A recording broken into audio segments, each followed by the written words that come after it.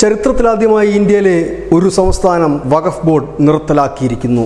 NDA മുന്നണി അധികാരത്തിലുള്ള ആന്ധ്രാപ്രദേശിലാണ് ഇന്നലെ November 30-ന് വഖഫ് board നിർത്തലാക്കിയതായിട്ടുള്ള circular പുറത്തിറക്കിയത്. ന്യൂനപക്ഷ ക്ഷേമ വകുപ്പ് പുറത്തിറക്കിയ വിജ്ഞാപനത്തിലാണ് ഇക്കാര്യം അക്കമിട്ട് അടിവരയിട്ട് പറയുന്നത്. ഇനി മുതൽ ആന്ധ്രാപ്രദേശിൽ വഖഫ് ബോർഡ് ഉണ്ടായിരിക്കുന്നതല്ല. ഇന്ത്യയുടെ ചരിത്രത്തിൽ തന്നെ ആദ്യമായിട്ടാണ് ഒരു സംസ്ഥാന സർക്കാർ വഖഫ് ബോർഡ് പൂർണ്ണമായി നിർത്തലാക്കുന്നത്. പിരിച്ചുവിടലും മറ്റും ഒക്കെ ഉണ്ടായിട്ടുണ്ടെങ്കിലും നിർത്തുന്നത് ആദ്യമായിട്ടാണ്. ഏതായാലും ഇത് ഭരണഘടനാ വിരുദ്ധമാണെന്ന് ഇതിനോടകം തന്നെ ചില മുസ്ലിം സംഘടനകൾ അഭിപ്രായപ്പെട്ട് കഴിഞ്ഞു. അവർ കോടതിയെ സമീപിക്കുമെന്നും അറിയിച്ചു കഴിഞ്ഞിട്ടുണ്ട്.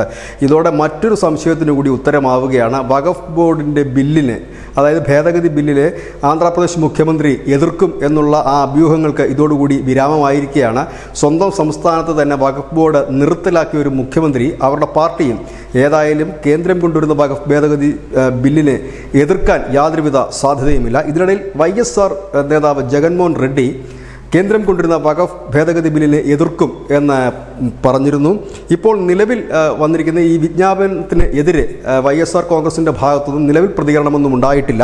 ഒരുപക്ഷെ ഇതിൻ്റെ മാതൃക പിന്തുടർന്നുകൊണ്ട് BJP ഭരിക്കുന്ന സംസ്ഥാനങ്ങളിലടക്കം വഖഫ് ബോർഡ് നിർത്തലാക്കാനുള്ള സാധ്യതകളാണ് കാണുന്നത്. ഇതിൽ നിന്നും വ്യക്തമാകുന്ന ഒരു കാര്യം, കേന്ദ്ര സർക്കാർ അധികം വൈകാതെ തന്നെ വഖഫ് ബോർഡിൻ്റെ ഭേദഗതി നിയമം ബില്ല് കൊണ്ടുവരികയും അത് പാസ്സാകുകയും ചെയ്യും.